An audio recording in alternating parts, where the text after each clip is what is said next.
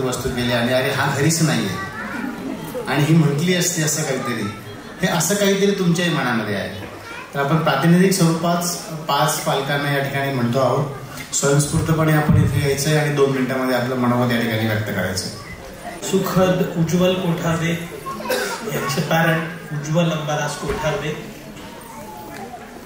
मी पेशाने वकील आहे. याच्याकरता सांगतोय की आम्हाला रोजच गेल्या 25 वर्षापासून मी वकिली करतो, समाजातच वावरावं लागतं. आणि असं म्हटलं जातं की वकिली हा एक सोशल इंजिनिअरिंगचा भाग आहे. त्याच्यामुळे त्याला अनुषंगाने मला संस्कार निकेतन हे जे कार्य करत आहे, या कार्याकरता खूप मानवतावादी, आदर्शवादी आणि चांगली संस्था म्हणून या सगळ्या उपक्रमामधून प्रतीत झालं. आणि खरंच सर्वच या जडणघडण होणाऱ्या वयात या देशातील सर्व लहान मुलांना अशा पद्धतीच्या संस्कार निकेतनचे संस्कार मिळाले तर ते भविष्यात अगदीच उत्तमोत्तम सुजाण असे नागरिक म्हणून उदयास येतील यात तीळ मात्र शंका नाही.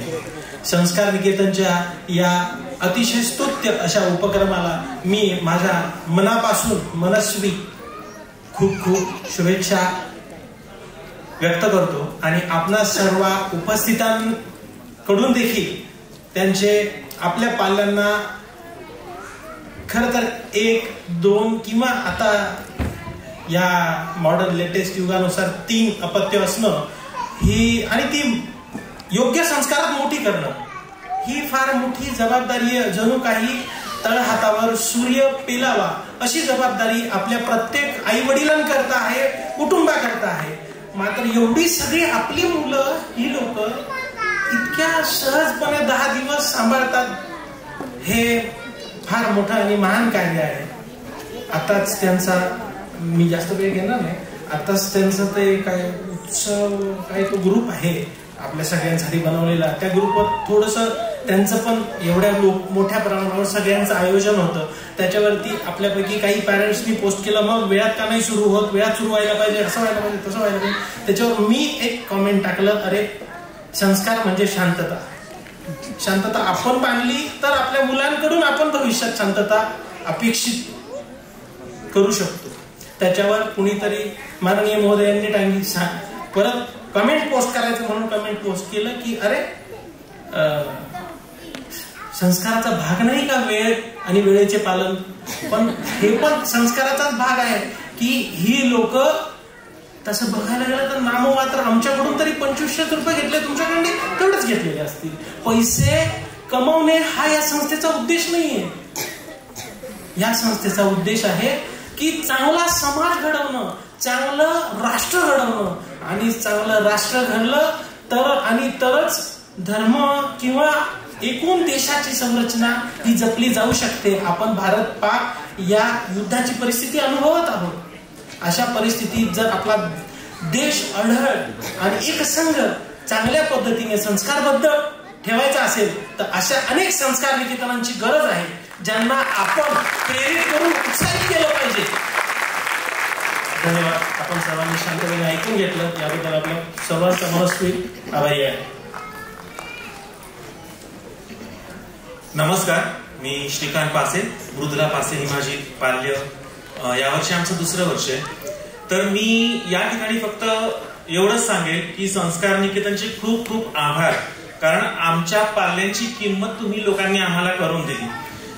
बऱ्याचदा दैनंदिन जीवनात वावरत असताना ऑफिसचा फटीग, ट्रॅफिकचा फटीग, घरी आलं की आम्ही मुलांवरती काढतो, चिडतो, संतापतो, रागावतो, त्यांना वेळ देत नाही. तर आज या माध्यमातनं मी तरी माझ्या मुलीला सॉरी बोलणार आहे की मी खूप सारी चूक करत होतो आणि या 10 दिवसात तुम्ही माझ्या मुलीची किंमत मला कळवून दिली, त्याबद्दल तुमचे खरखर खूप खूप आभार आणि आम्ही कायम तुमच्या ऋणात राहू. थँक्यू. नमस्कार, माझं नाव निखिल सुधीर भालेराव. माझी मोठी मुलगी इरा भालेराव आता बऱ्याच वेळेला त्या व्हिडिओमध्ये दिसली. माझे डोळे पाणावल्याशिवाय राहिले नाहीत. तर सर्वप्रथम संस्कार निकेतन सगळ्या ताई दादा आणि सर्व मंडळींना मनपूर्वक धन्यवाद माझ्याकडून आणि सगळ्या जमलेल्या पालकांकडून सुद्धा, कारण तुम्ही आमची छोटी वादळं 10 दिवस सांभाळलीत आणि एवढे सुंदर क्षण आमच्या सोबत तुम्ही शेअर केलेत, त्याबद्दल तुमचे मनपूर्वक धन्यवाद। जसे आधीच्या पालकांनी सांगितलं की ते पैशाची किंमत या क्षणांच्या पुढे अमूल्य आहे। जे क्षण तुम्ही आम्हाला आणि आमच्या पाल्यांच्या आयुष्यात दिलेले आहात ते अतिशय अतिशय अनमोल आहेत। सर्वप्रथम मी सगळ्या पालकांच्या बाजूने बोलू शकतो की दैनंदिन जीवनात सकाळी उठल्यापासून ते झोपेपर्यंत अरे ही असते त्यांनी हे म्हटलं असतं, ती असते तिने ते म्हटलं असतं, त्यात अगदी म्हणजे दुःखात फोडणी पडावी तसे हे युद्धामुळे मनात थोडा कोलाहल होत होता की अचानक काही झालं तर आपली मुलं आपल्या जवळ नाही येत, तर काही 1-2 दिवस आम्हालाही त्या चिंतेने आम्ही थोडेसे ग्रास्त झालो होतो। मात्र तुमच्या संस्थेने तुम्ही जे संस्कार संवर्धन आणि संस्कार संगोपन करण्याचा जो अविरत विडा उचललाय त्याबद्दल मी मनपूर्वक तुम्हाला धन्यवाद देतो। माझी सहचारिणी जेव्हा तुमची संस्था अगदी बालरूपात होती तेव्हा तुमच्याशी जोडलेली एक स्टुडंट होती आणि तिने मला प्रोत्साहन दिलं की आपण आपल्या मुलीला या ठिकाणी टाकूया, कारण आम्ही कामानिमित्त पुण्याला असतो आणि तिथे आम्ही शोधत होतो की अशा प्रकारे जे मातीला जोडलेलं संवर्धन देणारं आणि जे गरजेचं आहे मुलांना आजकालच्या डिजिटल प्रलोभनातून दूर नेणारं एक संस्कार वर्ग असावं जिथे मुलांना त्यांच्या दैनंदिन जीवनातल्या गोष्टी समजून सांगता याव्यात, तर ते व्यासपीठ तुम्ही त्या अनुषंगाने सगळ्या मुलांना दिलं। आम्हीही त्याबद्दल आभारी असणारच आहोत आणि आम्ही पुढे अजून बघू की या संस्थेशी आम्ही कसं पुढच्या कार्यक्रमांमध्ये संलग्न असू शकू। तर पुन्हा एकदा सगळ्यांना मनापासून धन्यवाद। थँक्यू।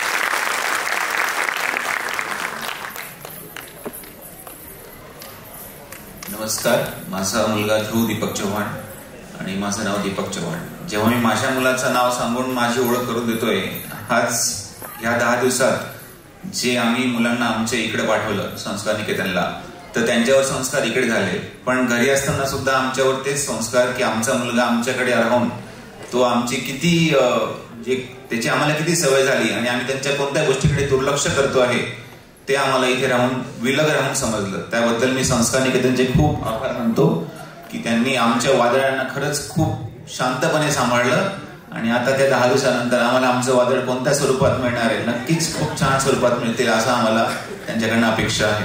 त्याबद्दल मी त्यांचे खूप धन्यवाद करतो। आणि काल मला एक माझ्या मित्राचा फोन आला, म्हणजे मी बाहेर 4-5 दिवस गावाला गेलो होतो, मी काल सहज मित्राला फोन केला, म्हणजे काय रे तुला फोन आला का? म्हटलं नाही।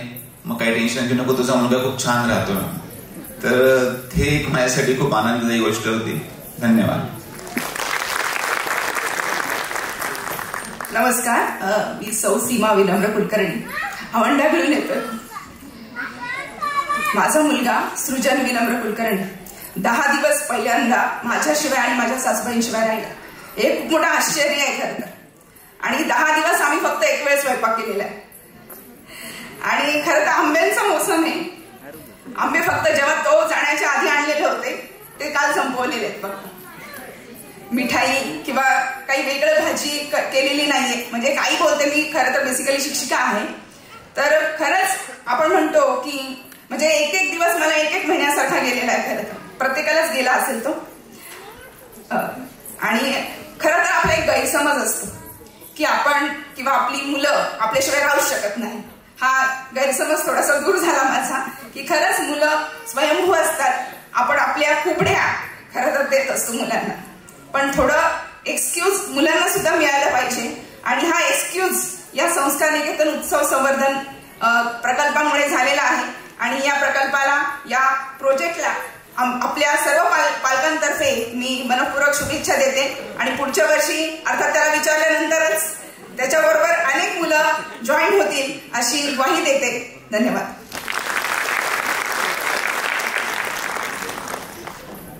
नमस्कार, मी अश्विनी खोंडे, माझी मुलगी अद्विका खोंडे, सॉरी खूप भरून येते।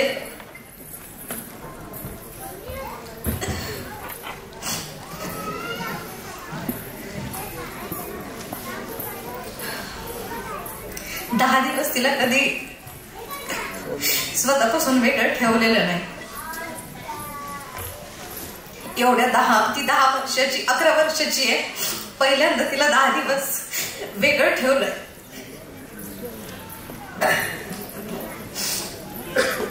सॉरी. खूप छान वाटलं आणि खूप ऐकलेलं होतं, पण हिंमत झाली नाही कधी तिला इथे ऍडमिशन घेण्याची किंवा काय. पण ह्या वर्षी खूप मनाला ठरवलंय की ह्या वर्षी तिला आपण इथे पाठवू. आणि भरपूर जणांचं फीडबॅक होतं की तू एकदा तरी तुझ्या मुलीला तिथे पाठव, तुला खूप छान रिझल्ट भेटेल. आणि मला माहितीये की मला तो रिझल्ट भेटेल, कारण की हे सगळं बघितलंय, हे सगळं ऐकलंय. आणि दादा ताईंचे आपण जेवढी आपल्या मुलांची काळजी घेत नाही त्याच्या 10 पटीने ते लोक घेतात. मी त्यांची पण खूप आभारी आहे. आणि मी सांगते की इथून पुढे मी कंटिन्यू तिला इथे सहभाग घेऊ दे. आणि तशी मलाही स्वतःला आता खात्री झाली आहे की ती राहू शकते. थँक्यू. मी पालकांना धन्यवाद देईल की तुम्ही त्यांना वादळ म्हटला. पण हे असं वादळ असेल की जे परिवर्तन घडून आणू शकेल. कारण आजचा जो विषय आहे तो संविधानाचा आहे. संविधान तुमचं आमचं मनातलं एकच वाक्य, कायद्याचं पुस्तक म्हणजे संविधान. तसं नाही मित्रांनो. त्यातलं शेवटचं वाक्य मी सांगेल ते वाक्य असं आहे की आम्ही भारताचे नागरिक हे संविधान आमच्या सभेत मान्य करून स्वतः प्रत अर्पण करीत आहोत. या वाक्याचा अर्थ मुलांना समजून सांगायचा प्रयत्न आमच्या परीने केलाय. आणि जर या पिढीने हे समजून घेतलं तर मला नाही वाटत भविष्यात कुठलाही देश आपल्याकडे वाकड्या नजरेने बघेल किंवा आपल्या देशाकडे वाईट नजरेने विचार सुद्धा करेल. कारण ते सक्षम नागरिक आपले घडणार आहे. म्हणून त्या वादळांना मी तुम्हाला सांगेल, कारण वादळ विध्वंसक असतं, हे वादळ विध्वंसक नाहीत, हे वादळ सकारात्मक असणार आहे की जे देशाच्या परंपरेला, देशाच्या संविधानाला पुढे घेऊन जाणार आहे.